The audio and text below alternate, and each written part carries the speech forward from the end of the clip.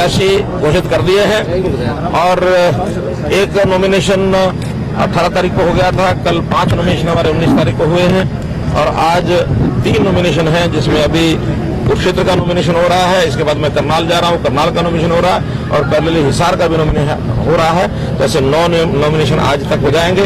एक नॉमिनेशन 22 तारीख को रोहतक का होगा। ऐसे हमारे भारतीय जनता पार्टी के सभी प्रत्याशियों के नॉमिनेशन 22 तक हो जाएंगे। और विडंबना यह है कि दूसरी पार्टियां ऐसी हैं जिनके अभी सभी कैंडिडेट भी घोषित नहीं हुए हैं, इसलिए कैंडिडेट की मुशक्कत में लगे हुए हैं। मैं चाहता हूं वो भी जल्दी से कैंडिडेट अपने घोषित करें ताकि ये जो चुनावी युद्ध है ये और रुचिकर बन जाए। जल्दी से वो घोषित करे तो अच्छा लगेगा। तो मुख्य मुकाबला किससे मानते हैं हरियाणा पर? कोई मुकाबला नहीं है, क्योंकि देश की जनता, प्रदेश की जनता सब मन बना चुके हैं कि देश का अगला प्रधानमंत्री नरेंद्र मोदी बनना चाहिए। आज लोग प्रत्याशियों को भी नहीं देख रहे, सीधा सीधा अपना वोट कमल के निशान को, भारतीय जनता पार्टी को, नरेंद्र मोदी को दे रहे हैं। हमारे प्रत्याशी भी सब जगह इतने योग्य हैं कि उनका अपना अपना प्रभाव वो पर्याप्त है। इसलिए इन सब बातों को मिला करके मुझे नहीं लगता कि सामने कोई डटेगा। हरियाणा में मोदी साहब आने वाले हैं, कब रैली होगी? ये मोदी आएंगे। सामान्यतः ऐसे जो कार्यक्रम बनते हैं ये 8 दिन पहले जो चुनाव के होते हैं, आखिरी चुनाव के प्रचार के होते हैं, उन दिनों में होते हैं। मैं समझता हूं 1 मई के बाद उनकी रैलियां होंगी। 3 या 4 रैलियां प्रधानमंत्री की होंगी, कुछ 4, 5, 6 रैलियां राष्ट्रीय अध्यक्ष जी की होंगी। जैसे 10 की 10 लोकसभा क्षेत्रों में कोई न कोई एक बड़ी रैली उनकी। वही बात मैंने कहा है कि उनके तो कैंडिडेट भी छोड़ छोड़ के भाग रहे हैं। वो 4 लोगों का पैनल बनाते हैं, किसी एक से बात करते हैं, वो छोड़ के भाग जाता है, फिर दूसरे से बात करते हैं। मुद्दे क्या होंगे इस पूरे? मैंने अपनी सभा में सारी बातें बताई हैं। बारे में जिस प्रकार की बातें हमारे कांग्रेस और उनके अलायंस पार्टनर जो कर रहे हैं, एक बहुत बड़ी विडंबना की बात है कि इस देश की एकता सुरक्षा के लिए भी उनके मन में जरा भी भाव नहीं है।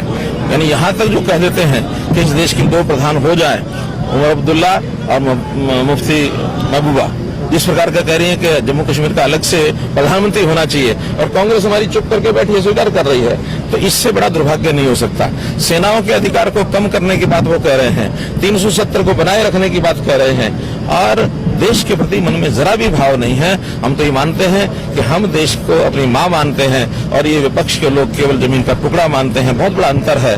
साथ ही जनता की खुशहाली के जो मुद्दे, गरीबों के जीवन के अंदर बदलाव लाने का विषय, चाहे वो आयुष्मान भारत के माध्यम से हो, उज्ज्वला योजना के माध्यम से हो, या हमने जो 6000 रुपया किसान को दिया है, आगे चल करके हरियाणा की ओर से हम जो किसान नहीं है, खेती और मजदूर हैं, छोटे दुकानदार हैं या मजदूरी करने वाले लोग हैं, सबके लिए 6000 रुपया जो साल का उनके प्रावधान, उनकी योजनाएं सब बनाएंगे और उनको सबको लाभ पहुंचाएंगे।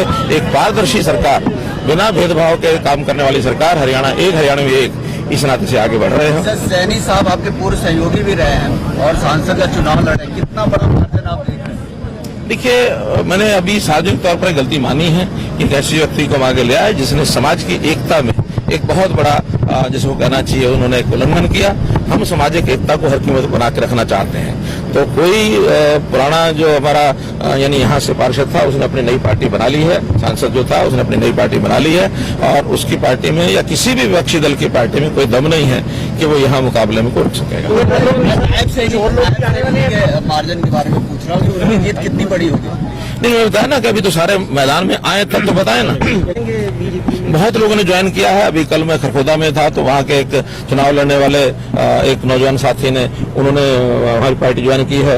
यहाँ कैलाश भगत जी ने पार्टी ज्वाइन की है और भी बहुत लोग हैं जो पार्टी ज्वाइन करने के लिए तैयार हैं। लेकिन एक एक करके हम उनके भी क्रेडेंशियल देखेंगे जिनको ज्वाइन कराना है, ताकि हम भी जो साफ सुथरे लोग हैं चाहे किसी भी पार्टी में, उनको अपनी पार्टी में